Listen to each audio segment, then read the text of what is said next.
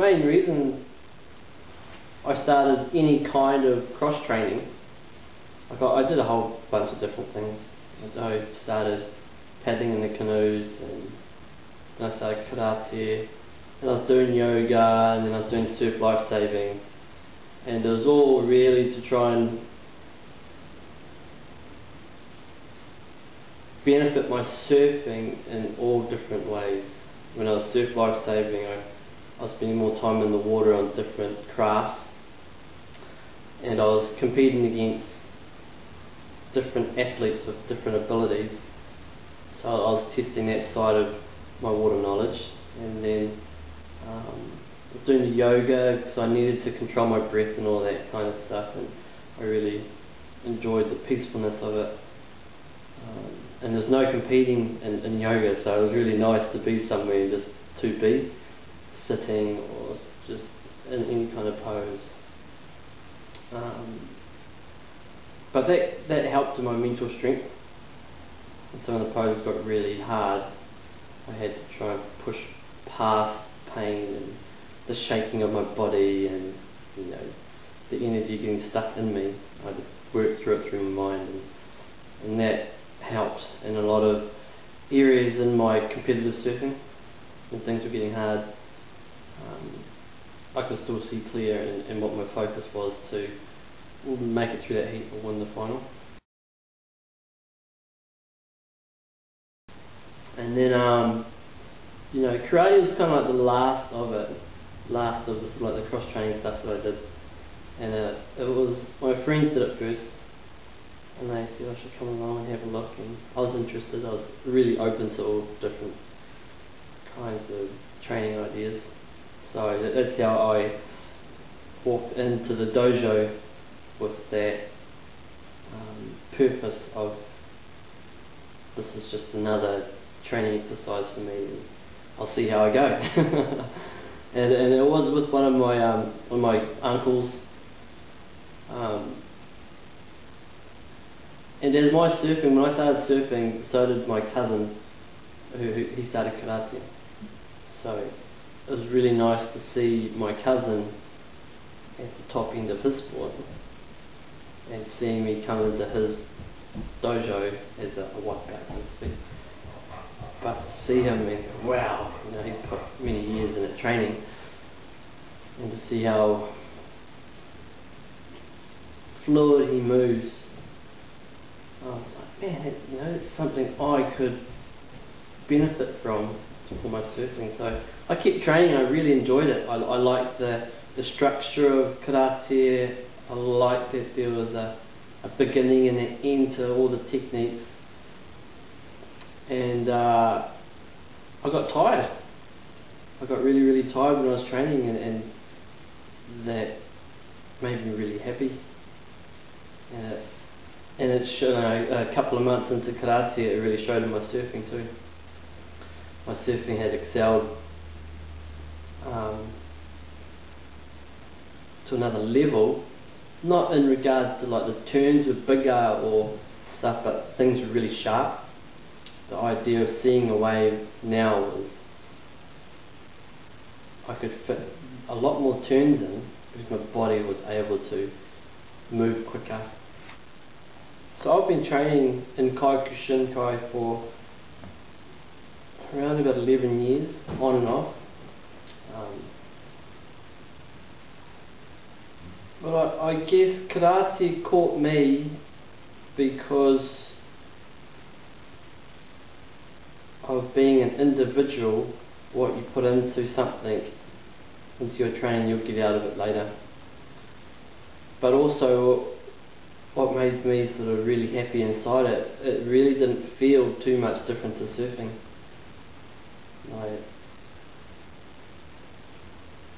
The things that I needed to learn how to kick properly and punch properly, and all the new Japanese terms and things like that. But for some reason, I just felt like I was about to begin to surf again.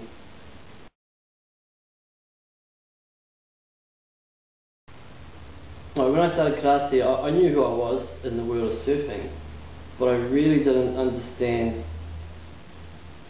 another side of me, which was until I went into my first tournament fight. You know, how will I cope with someone hitting me and punching me? And that was where I learnt that there's a funny person inside me. A really funny person. Like, I went into my first tournament fight. I trained for about a year or two in my Reagan dojo, but still with the intention, like, I had no intention to fight at all, but just to go through the motion, become stronger, and the results were coming through in my surfing. I was winning championships after championships after championships, so I thought if I focused more on my karate, the results would come in my surfing, because I've already had years and years and years of training in surfing. It's just sharpening up my mind and my reflexes and things like that.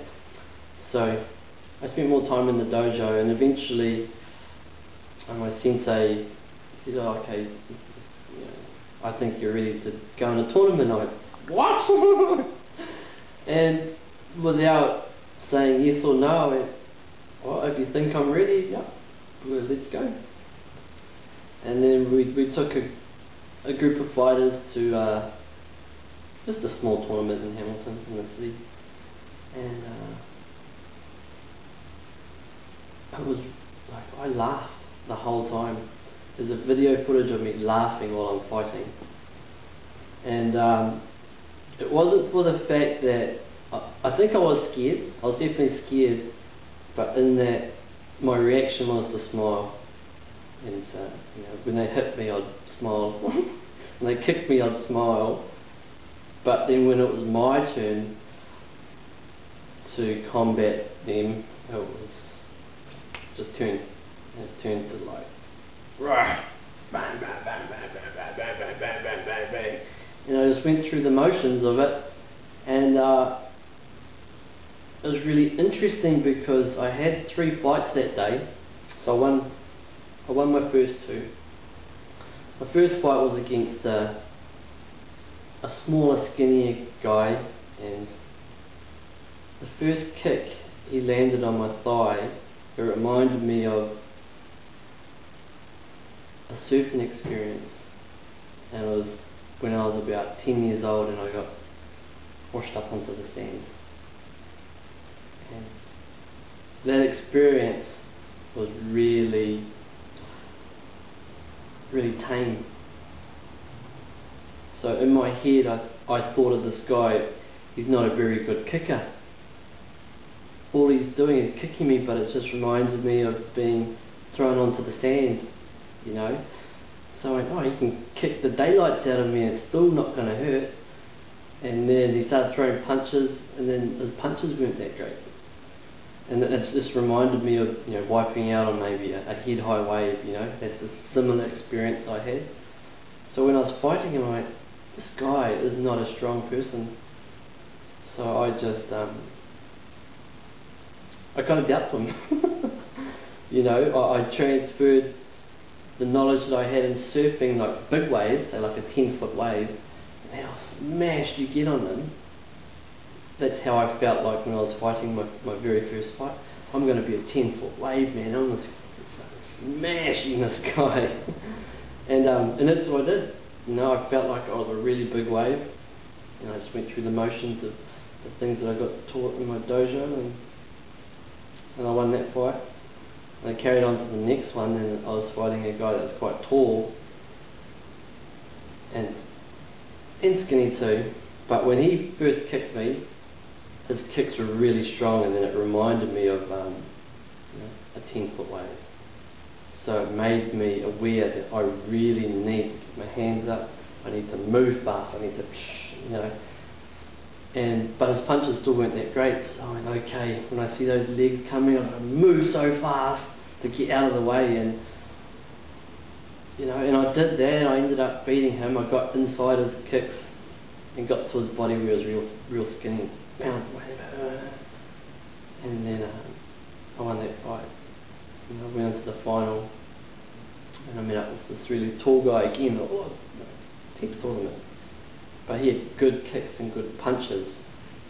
And that's when I realised I needed to move fast, kick fast, punch faster than him, and it was reminded me of being in a situation of surfing, like big, scary, shallow reef breaks. You know, so when I'm surfing big, scary, shallow reef breaks, my mind and my body are thinking fast, and you know, and you're going into the place where it's scary, but you're happy, but you've got to have all your wits about you, and you come out and you go, oh yeah, go paddle back out, you know. So that's how I treated this last fight.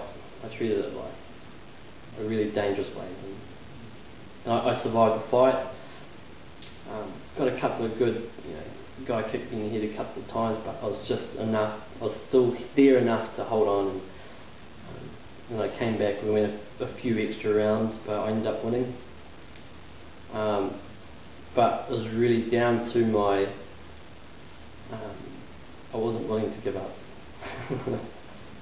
And that was something that surfing had, you know, I brought that kind of, what do you call it, those experiences from surfing over to karate. I think if anyone actually watches, say like any kind of martial art, you know, there is the luck of being knocked out and stuff like that, but if there is a good fighter there who moves well, like he may not even win the fight, but if he moves well and he has the spirit of a fighter in him, and he's mentally tough, even if he loses that fight, people will see the goodness that's in him. And that's how you can figure out if someone's got their feet in the ground and they're strong. And you know, I see a lot of good fighters lose, but you still wouldn't want to be on the end of their punches and kicks because they're strong, and you just know what kind of person they are. And that's where you need you can't need your spirit, you need your physical and your mental. All intertwined, you know. One can't be stronger than the other, or something falls over. But I'm still working on all those things. So.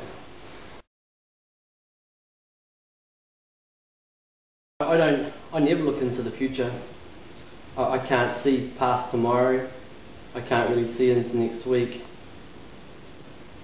But I know if I train, like, because I'm a first key now in Kyokushinkai, so I've got a year of hard training so I can do my Shodan grading, my black belt.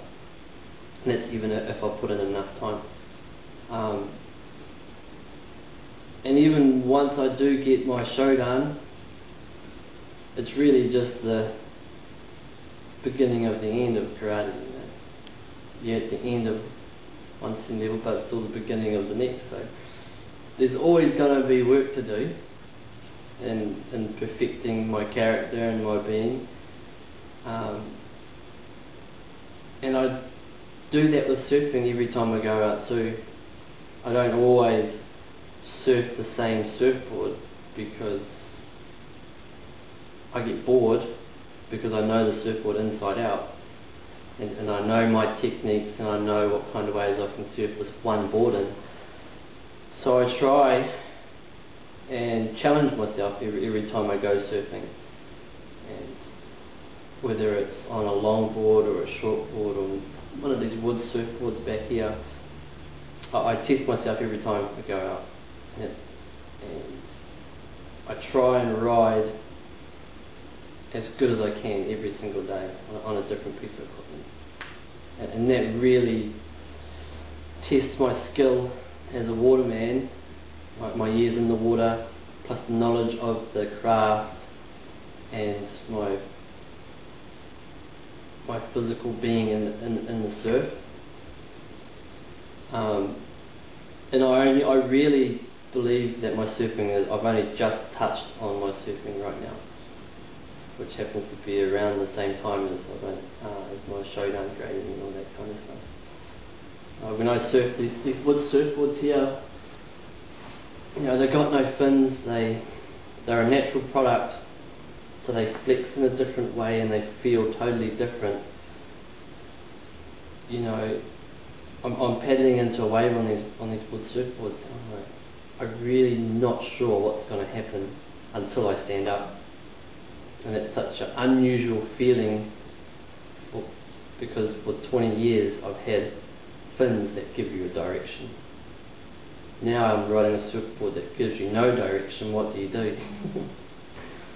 You just got to feel what is right and how you put your hand and how you put your feet, and the smallest amount of movement can make the biggest directional change of the board. So I guess what I'm saying is I'm just moving a lot slower than I have before in my life.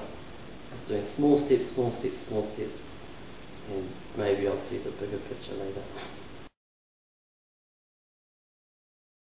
When I was a kid, I was always dreaming. I was a big time dreamer. I never really lived in the world of, we have breakfast at 8 o'clock, we put our clothes on, and it's like, oh yeah.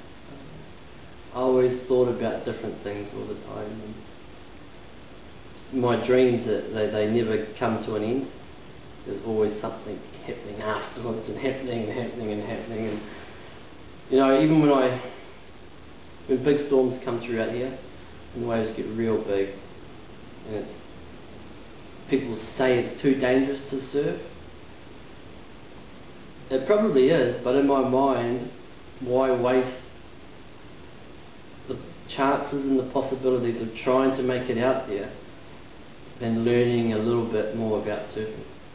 And sometimes you don't even have to catch a wave. Sometimes you learn about yourself and how you feel about standing on the rocks and being confronted by these large waves. And, oh man, what am I doing? And then all of a sudden, just by standing on the rocks, the ocean will go flat. And you'll jump out and paddle out and like, my goodness, there goes that one chance, and then you're out there and then the sets start coming in. I really encourage myself to give myself a chance. And, I try not to limit myself in things I do. Until it's really too late and I've just about died. But even that's an experience in itself.